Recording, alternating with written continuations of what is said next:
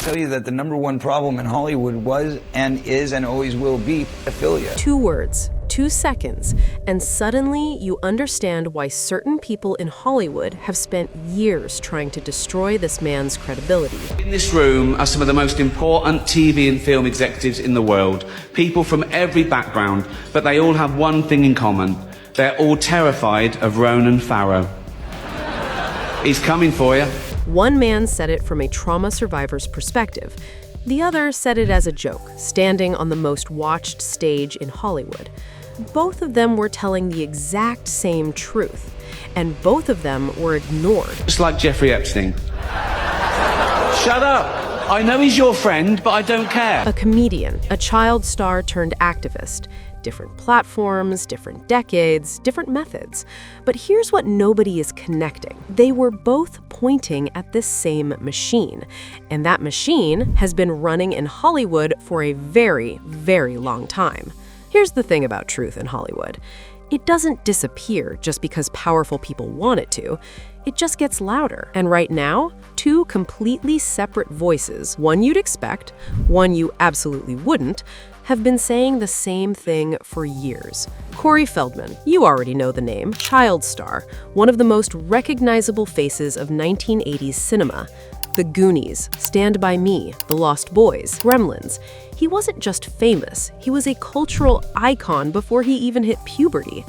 And alongside him, his best friend and co-star, Corey Haim. Together, they were the 2 Coreys, teen heartthrobs, box office gold.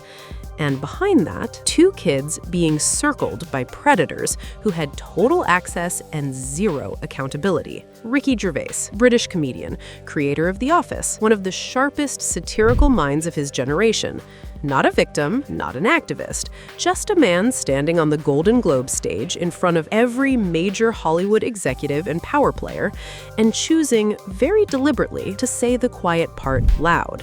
These 2 men never collaborated, never sat down together to strategize, but if you lay their public statements side by side, you realize they've been describing the same world, the same culture, the same silence that protected the same people. And now, with the Epstein files circling, with the Diddy case making headlines, with the Quiet on Set documentary cracking Nickelodeon open, the world is finally catching up to what both of them already knew. Let's start at the beginning, because to understand why what they're saying matters so much right now, you have to understand what Hollywood actually was, and what it still might be. The 1980s is remembered as the golden age of the child star, and from the outside, it looked exactly like that. Films like E.T., The Goonies, Stand By Me, these weren't just hits, they were cultural touchstones. Kids were the center of Hollywood's biggest stories, and audiences loved them. But Feldman describes something else entirely happening behind that curtain. There was a circle of older men, and they all had either their own power or connections to great power that surrounded themselves around this group of kids. And it's widespread? That word, widespread, is the one that matters, because what Feldman is describing isn't one predator slipping through the cracks, he's describing an entire ecosystem. Agents, managers, producers, the very people who were supposed to be the gatekeepers protecting young talent, were instead the ones providing access. They controlled the auditions, the set schedules, the career opportunities. Parents were kept at a distance, convinced that this was just how the industry worked. And kids, too young and too naive to know better, were told the same thing. Oh yeah, I was surrounded by them. They were everywhere like vultures. Feldman was 14. He says he didn't even fully understand what was happening at the time. He didn't have the framework to recognize it. That's not naivety. That's exactly how these systems work. They count on the victim being too young, too dependent, and too isolated to understand or report what's being done to them. And here's the part that sets this apart from just a personal account. Feldman says this wasn't happening in isolation. Other kids were going through the same thing. The same names kept appearing across different stories, different sets, different years. It was, in his own words, a system, an industry-wide infrastructure of access and silence. Now let's talk about Corey Haim, because this story is ultimately about him. Feldman and Haim became best friends the way that only people who've shared a specific kind of trauma can. When Haim first opened up to Feldman about what happened to him, Feldman realized they'd both been through similar experiences. That shared understanding became the foundation of their friendship, but it also meant they were both carrying the same weight, the same secrets, with nowhere to put them. Haim started drinking during the filming of a movie called Lucas. He was a teenager, and it was on that same film, according to Feldman, that something happened to Haim that would shape the rest of his short life. As a little boy, and he told me that, it was his co-star. And he told me that it was Charlie Sheen that did it. Haim described exactly how it happened, where it happened, and he didn't just tell Feldman. According to the documentary, Haim told this story to multiple people across the years. At least a dozen people in their circle had heard the same account directly from Haim. It wasn't a secret he buried. It was a secret nobody around him was brave enough to act on. Common knowledge. Everybody knew, and nobody did anything. That sentence is more disturbing than almost anything else in the story, because it means the silence wasn't accidental. It was a choice made over and over again by person after person who decided that protecting their own position in the industry mattered more than protecting a child.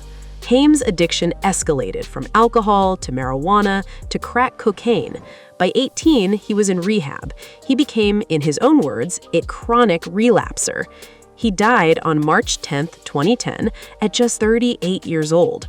The official cause of death was pneumonia. Feldman believes, and it's genuinely hard to argue with him, that the childhood trauma and the addiction it triggered were the real cause of death. The paperwork said pneumonia, but the story started on a movie set when Haim was 13. Now here's where the story shifts. Same Hollywood, different decade, different messenger. When Ricky Gervais hosted the Golden Globes, nobody expected him to do what he did. He stood in front of the most powerful room in the entertainment industry and methodically, joke by joke, told them that he knew exactly who they were. We're in no position to lecture the public about anything. You know nothing about the real world. Most of you spent less time in school than Greta Thunberg. He wasn't just doing crowd work. Every line was calibrated. He told them not to make political speeches because they had no moral authority to do so. He told them he knew about their behavior. He named Ronan Farrow, the journalist who'd been systematically exposing abuse in the industry, and said every single person in that room was terrified of him. And then he said it. Looks like Jeffrey Epstein. Shut up! I know he's your friend, but I don't care. Your friend. Not a criminal, not a predator, your friend. Ricky Gervais was standing in a room full of people who he was implying had personal relationships with Jeffrey Epstein, and he said it on live television on the most watched award show of the year, and the room went quiet. Now think about what Corey Feldman was saying almost at the exact same time. In March 2020, just months after that Golden Globes broadcast, Feldman premiered his documentary, My Truth, The Rape of Two Coreys. He'd spent 3 years making it. He'd $1.3 million of his own money. He'd gathered witnesses, compiled accounts, and named names. There was a circle of older men, and they all had either their own power or connections to great power that surrounded themselves around this group of kids. And it's widespread. 2 men, one with a microphone on a comedy stage, one with a camera and a lifetime of trauma, both pointing at the same thing, a culture of silence so deep and so wide that it required thousands of people to maintain it, and everyone was more comfortable blaming the one person willing to speak than confronting the machinery that made the silence necessary. What happened the night of Feldman's documentary premiere is one of those moments that raises questions without ever definitively answering them, and the questions themselves are the story. 400 people packed into a screening in Los Angeles, standing room only. The plan was to stream the documentary worldwide, simultaneous with the premiere. Feldman had been building to this moment for years. 15 minutes in, he came sprinting down the aisle, flanked by security guards. He grabbed the microphone. The website had crashed. Oh yeah, I was surrounded by them. They were everywhere like vultures. Was it actually sabotaged, or was it just a traffic overload from too many people trying to tune in at once? Nobody has proven either way, but here's what we do know. A man who had been systematically dismissed, discredited, and pressured to stay silent for years was finally about to show his evidence to the world, and at the exact moment it was supposed to reach millions, it stopped. That's a fact. What caused it is the question. Here's what makes this story bigger than just Feldman or Gervais or Haim or any single person. It's the pattern. The same names keep appearing across completely separate investigations. Marty Weiss, the talent manager Feldman named as someone who had access to Haim, also shows up in the Quiet on Set documentary about Nickelodeon. Different network, different decade, same name. Brian Peck, convicted in 2004 for crimes against a child, went to prison, got out, and then was hired on the TV show Anger Management. The production where, according to sources, that hiring decision came directly from the show's star. This is what men do. A child was told that what was being done to him was normal, that it was expected, that it was the price of doing business. And the people around that child, the agents, the managers, the other adults on set, either didn't know or they knew and looked away. Now connect that to the Epstein world. Transcript after transcript, account after account, the same structural language appears. Access, silence, normalization. A network of powerful people who created environments where exploitation could happen and continue happening because everyone with the power to stop it had too much to lose. In the year 2000, I was taken to Jeffrey Epstein's island while on a photo shoot on a nearby island. Who I saw and what I experienced there was a glimpse into a very dark and disturbing world. Epstein's reach went to the very top of fashion, arts, and entertainment. This did not just happen to underage girls in Florida. In New York City, hundreds of young, ambitious women were abused by him. And now, with the Epstein files on the table, something is happening that makes both Feldman's warnings and Gervais' jokes feel less like history and more like prophecy. Celebrities are leaving, not for vacations, not for work. They're leaving in ways that look a lot like people who know something is coming and are getting out before it arrives. Ellen DeGeneres is in the UK and reportedly cannot be served legal papers because she's overseas. Richard Gere sold his Connecticut estate at a loss, a multi-millionaire taking less money than his property was worth because he needed to move quickly. Ava Longoria slashed the price on her Beverly Hills mansion. Rosie O'Donnell moved to Ireland and said publicly she will never return to the United States. Never. That's not a political statement. That's something else. And Senator Chuck Schumer, standing at a podium, issued a direct challenge. President Trump, what are you trying to hide? If the administration withholds some documents unlawfully, we will know. If they abuse narrow exemptions to hide the truth, we will know. And there will be serious legal and political consequences. This law passed with near unanimous support. The survivors deserve the truth, and the American people are demanding it. Over 150 people are mentioned in sealed court documents connected to the Epstein case.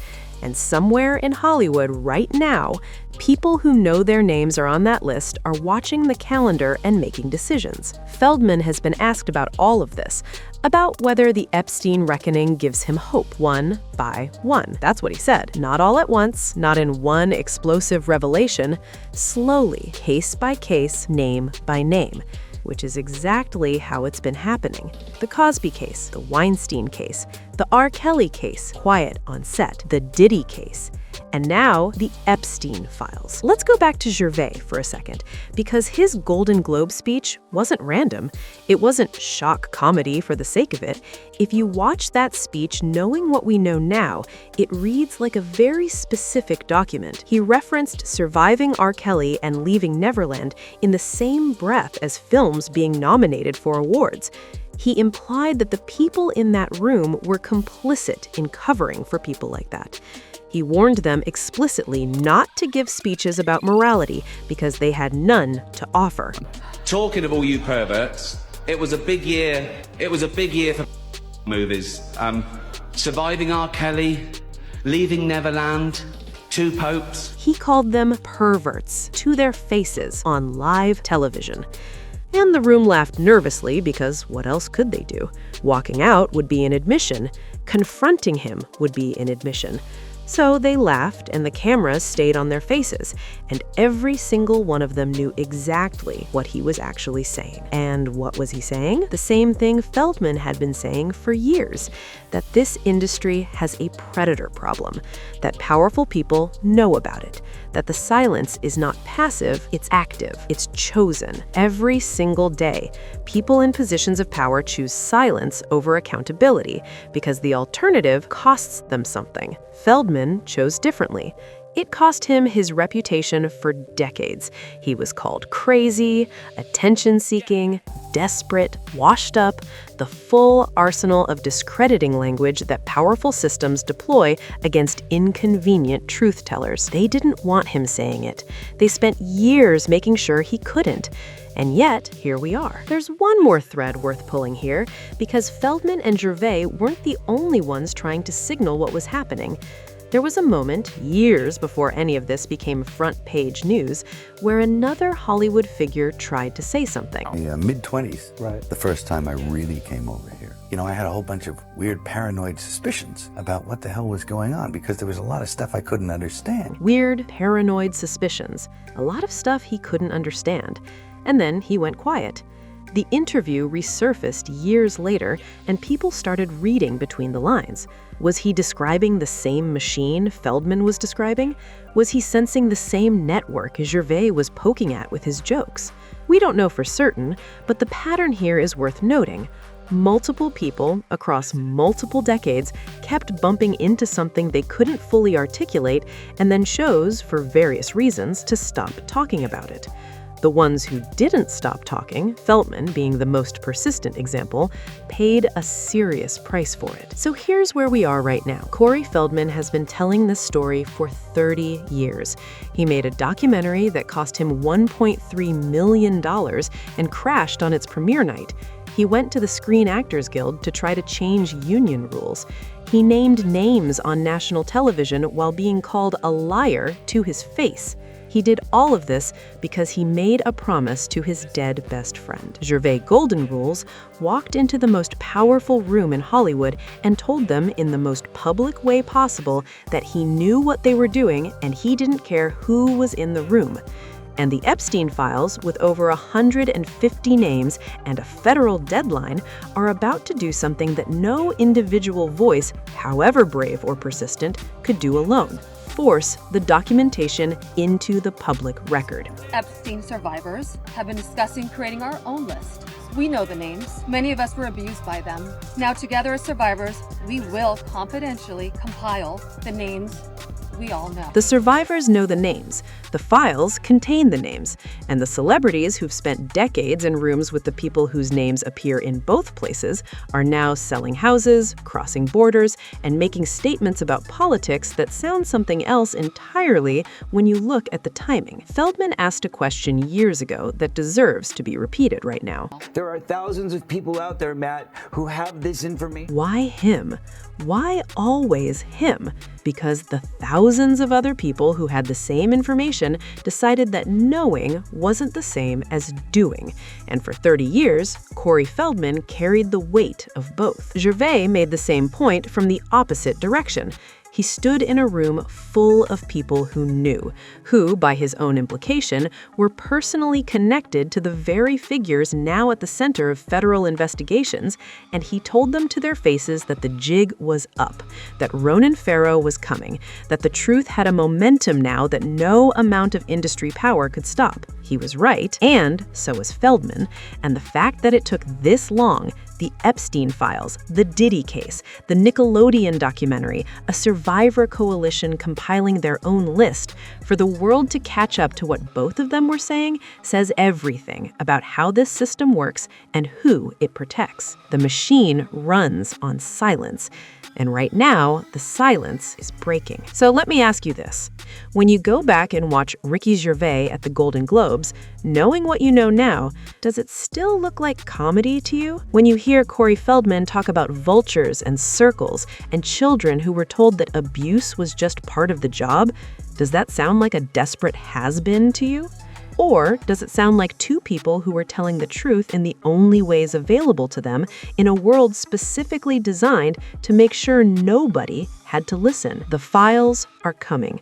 The pattern is visible. And the people who spent 30 years calling Corey Feldman crazy are very quiet right now. Drop your thoughts in the comments.